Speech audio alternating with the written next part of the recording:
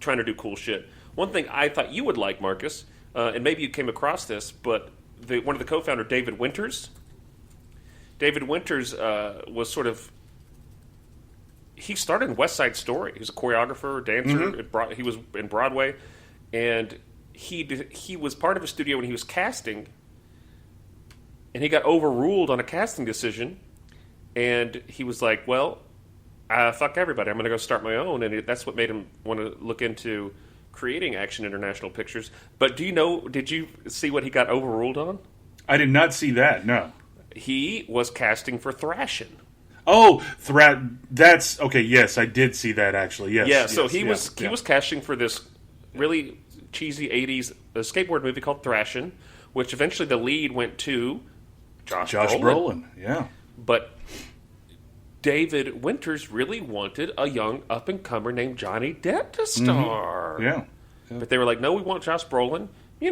Can't say one was better than the other. I mean, Josh Brolin's a fucking legend. So yeah.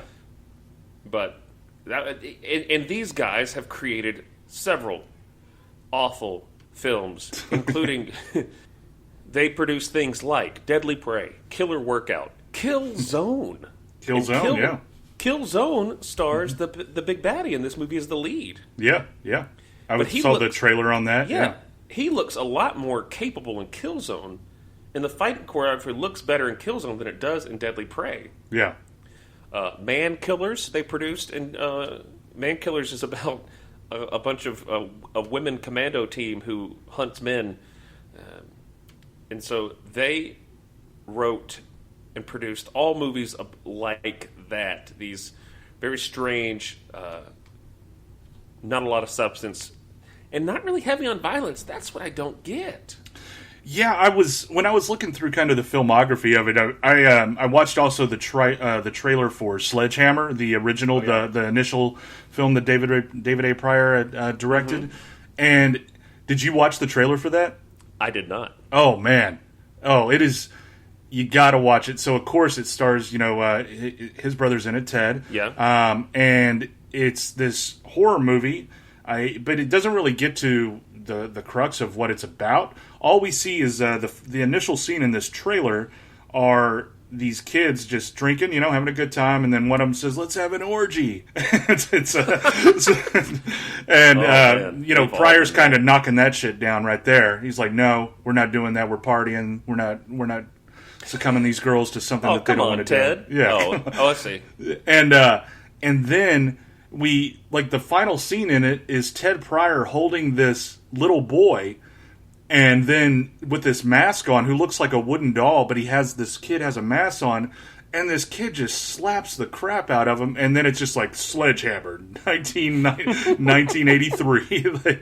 And apparently that was the first, it says, I mean, who knows if they are taking the credit when it's not due, but in the trailer it says Sledgehammer, the first horror movie to be shot with a handheld like camera with something like that too. So yeah, so I'm unsure if that's to fact or the Pryor brothers just making history wherever they go, breaking down barriers. Just Michael Scott and it all over, man. Just they also did a movie. The one I was thinking of, the Future movie, was called Future Force. And it's a co-starring, almost like a buddy cop film with David Carradine and Ted Pryor. David Carradine's a cop from the future, and he's come to stop people. And he has an electric sort of beam that comes out of his arm. So it looks just as bad as all the other ones. I can't imagine Carradine getting to set and seeing Ted Pryor working with that guy. And just yeah. He was also doing, this was around, let's see, Future Force was in 89. He did Martial Law in 91. Yeah. So, he was... That's about the level he was doing at that time. Right. Yeah, and so so 87, this movie didn't really have a theatrical release. No.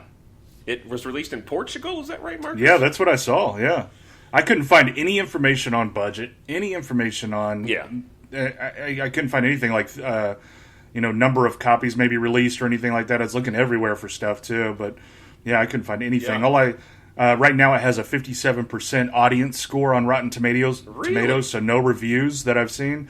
And I'm sure most of that 57%, just like I've seen in YouTube comments, are just like, this movie is glorious, kind of that. Yeah. And one thing I noticed, too, not only do they use a lot of the same people in all their movies, they use a lot of the same locations. Killzone looks like it was shot exactly where Deadly Prey was, and Deadly Prey was shot back-to-back with what other movie was that? Did you read that, Marcus? No, I did not. They did... Let me find it. I'm sorry, I did not see that. Oh, no. Don't apologize. I should have written it down. It was shot back-to-back as like, hey, this is us. We're here, everybody. Look how badass our movies are. Mm-hmm. Maybe it was Killzone, because they it does look like it's shot. It has the same chopper chase and everything, too, with the dirt bike. I mean, like, a guy's on a dirt bike. It looks exactly the same. I wouldn't be surprised if it was Killzone. It reminded me of a lot of that remember that Canon film documentary on Netflix? Oh, yeah, I do, yeah. Like, we want to make as many movies as we can for as cheap as we can, and just put it out there and reap profit, because the video market's so solid right now, right? It's booming, yeah. And so it seems like they did that. We have our core group of actors. We have a location that we've apparently like rented out for a month, and so we're going to film as many movies as we can. Wouldn't that be great? Just guerrilla style. Just like we're doing one movie. Adam, quickly write me another movie while we're here right now, and let's just knock these out right now. And they not only that, like, I gotta imagine they didn't have a permit to shoot on that. They were just like running around. Yeah. I'm surprised we didn't see like people just walking through the national park and in like the background. So but good for them. They shut out a bunch of movies, and this movie does not have a lot of information, like Mark was saying. I couldn't find anything about it. I found some facts about it, or some tales about it. It's considered one of the worst movies of all time. It's gotten the Mystery Science Theater 3000 treatment. Yeah. And I was excited to watch it based off of the trailer, because I thought there was going to be like, oh, that'll be some fun, really gory action fight scenes, and we were denied that pretty much throughout. Yeah, we were. I mean, up until the end, kind of. But, I will say that, speaking of movies like this, like these, human hunting kind of... Surviving the Game is definitely one of my favorite movies ever. Oh, it's a great movie. And this...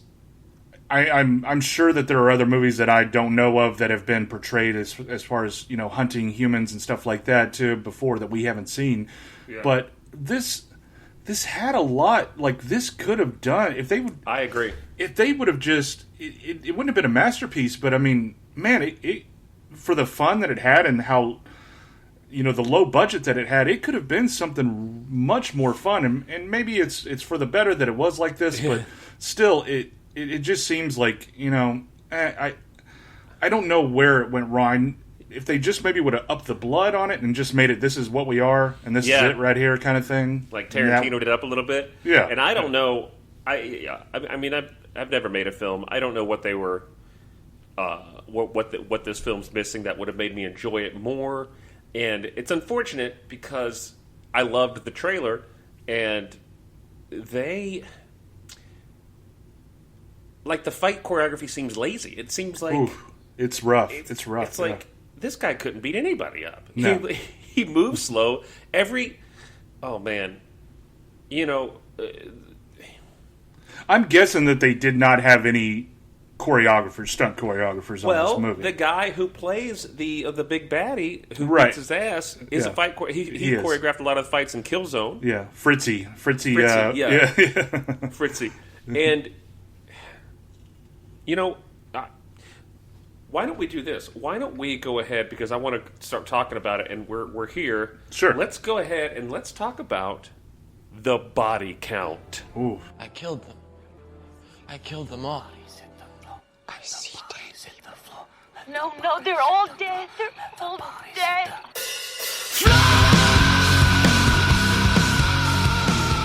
Did you get a number on this? I have a number on it. Oh, nice. Okay. Now, this is an IMDb number, so we'll see. Okay. And it does give the preface, like, hey, this is what we think it is. There are some unknown kills. There were so many grenades that we don't know who was killed. Exactly. That's sort of where they're at. So what is your guess, Marcus, for the body count of Deadly Prey? I'm going to go quick. I'm going to say 36. Higher. Get one more Oh, guess. Jesus. Okay, I'm going to go, again, I'm going to say 48. Higher. The Jesus estimated body count of Deadly Prey is 65. Wow. And it does not include the implied death of Hooogan. And it's estimated because there may have been other men in the tank when he blew that up. Right. And a lot of the other, like, grenade explosions where people just sort of fly away from a puff of smoke. Sure.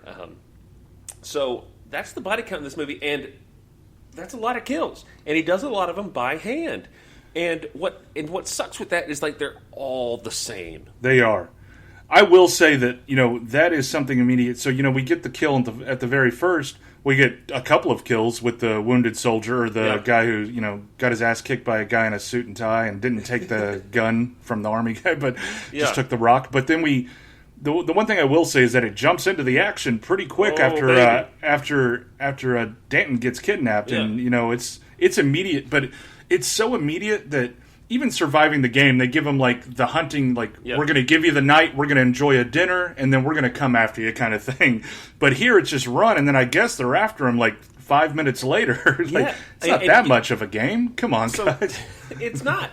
And not only that, like, so the premise is that there is a roving band of mercenaries that just drive around in a van and kidnap people and then hunt them to train the mercenaries because they believe it's better to train with real life people. And did you see the synopsis for the movie that was out? That's pretty much what you said, but did you read the synopsis by chance? Is it a really good synopsis? Thugs in a black van jump a mercenary, Ted Pryor, and force him to be a Mad Colonel's, David Campbell, target for war games in the woods.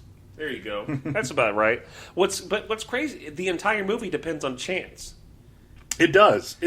Like we said, it's like Bang Van when you're going around Los Angeles just looking for somebody to pick up. You need help paying for your books in college. So the idea is that there's this guy who is running these war games, maybe a 30-mile radius from this legendary mercenary Vietnam hero's house. And they just happen to pick up the one guy he trained. Like, it's completely random. It is. Why? He could have been like, everything's getting too easy. We need to up the game. Find me someone with a record, like find me an ex-military guy, and then they go get him. And he's like, oh shit, we shouldn't have picked this guy because he's the best ever. But just the idea that, okay, we're going around the suburbs, and you see it. They look at a guy walking down the street, it's like, nah, not him. Not him. And Ted Pryor is living his life in his 2-bedroom, 1-bath ranch house in California. Yeah. What's he wearing when he gets kidnapped? Do you remember?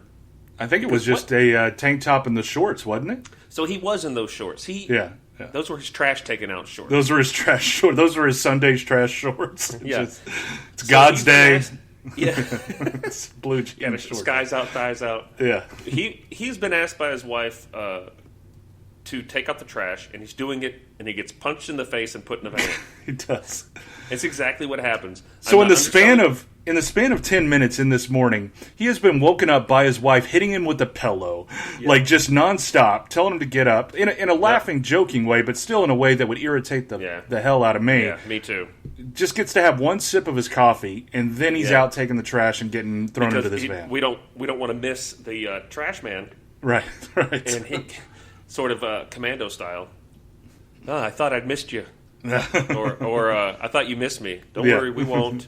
And so this guy, this amazing fighter, this unlimited man of violence and strategy and jungle warfare, right? Just takes one shot to the nose and he gets put in the van.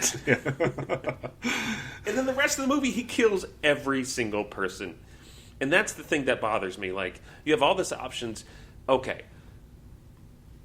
You are going to kill 65 people, and you're going to show many of those deaths. And many of those deaths are by a guy, just ripped dude in booty shorts.